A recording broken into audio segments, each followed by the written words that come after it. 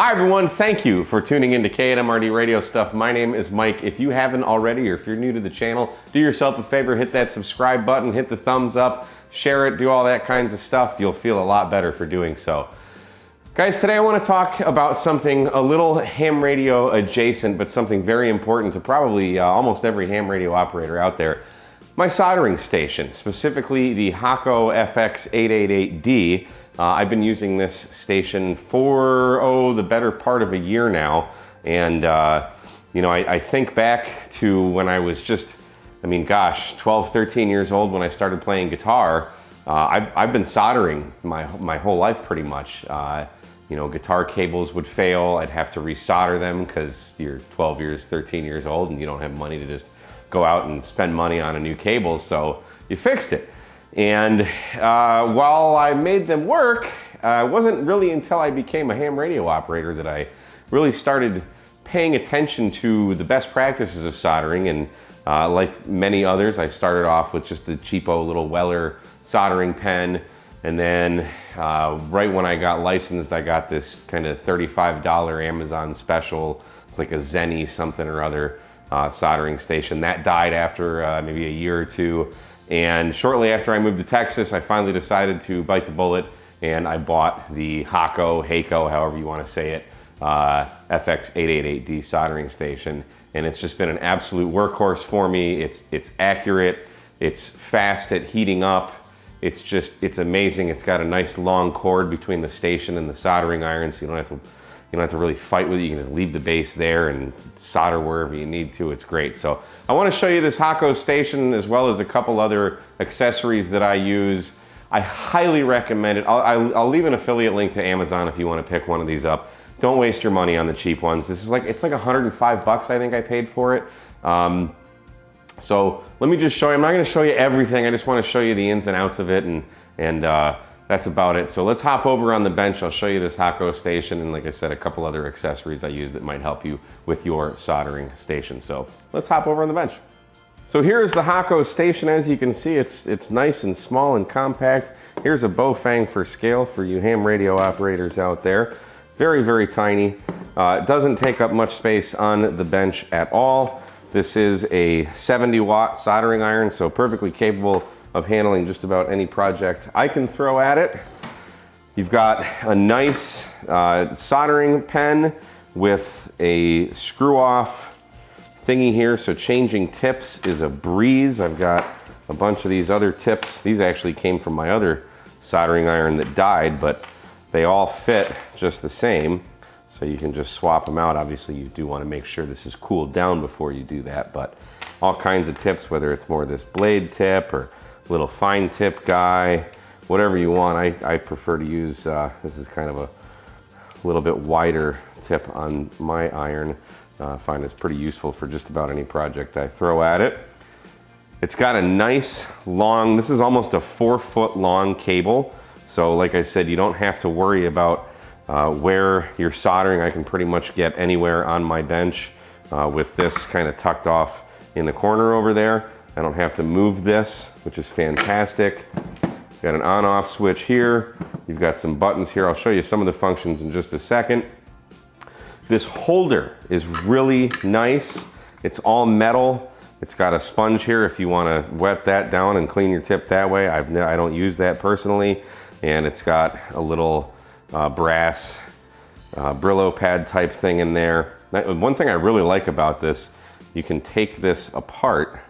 There's a button here you push, and this comes out, so you can just take this out and clean it very easily. See, there's a little bit of solder in there.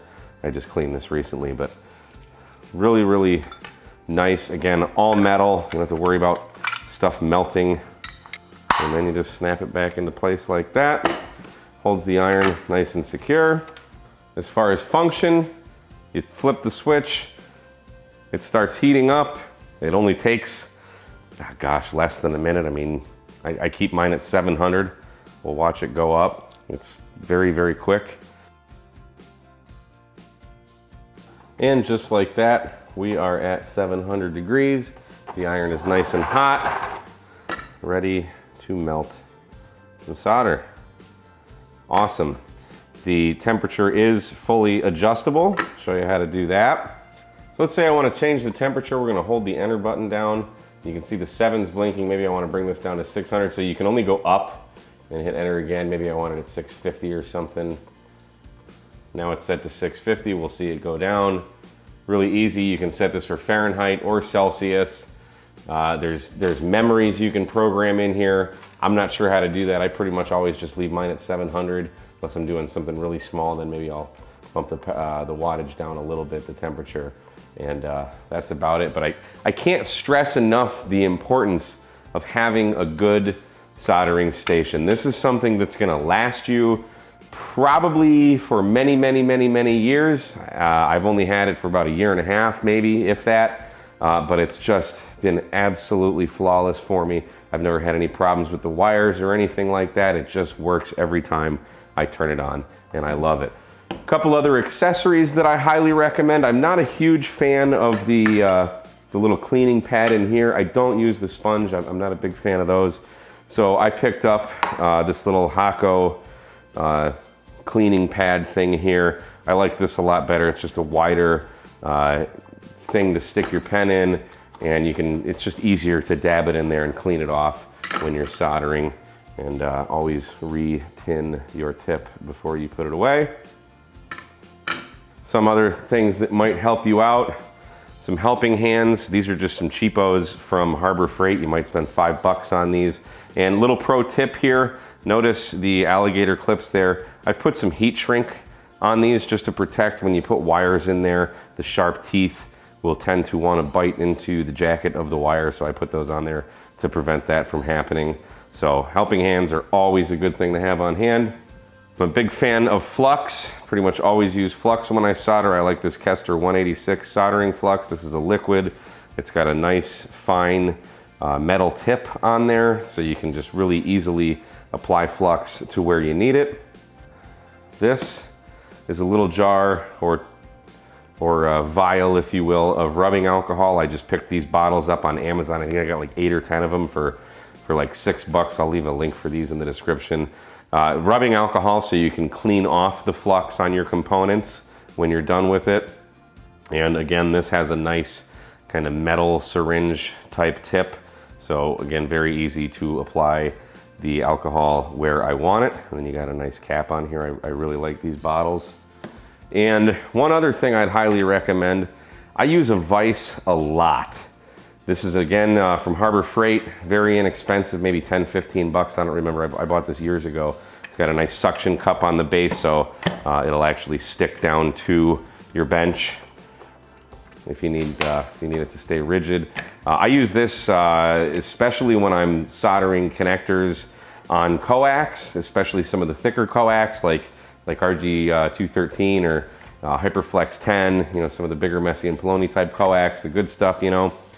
Put it in the vise. That just prevents it from kind of twisting and all that, and it just makes it a little easier and manageable when soldering on connectors for coax. So that's definitely something that always stays on the bench, kind of hides off there in the corner. And this guy stays on the other side. So if you see any of my videos where the bench is in the background, you always see this Hakko station sitting in the back. So that's about all I got on this guy. Highly, highly, highly recommend this. And that is it, just a quick video on the Hakko FX-888D. Guys, I can't stress the importance of having good equipment, especially after going through a horrible soldering pen and a horrible soldering station. $105 is not much for this thing, and it is well worth it. I will leave an affiliate link down below for the station. I'll also try and link some of the other products that I showed. And if you find this kind of stuff useful, hey, throw me a subscribe, hit the thumbs up, maybe share it on the Twitters and the Facebooks of the universe. And I don't know, we'll see you again on another episode of K8MRD Radio Stuff. 73, guys.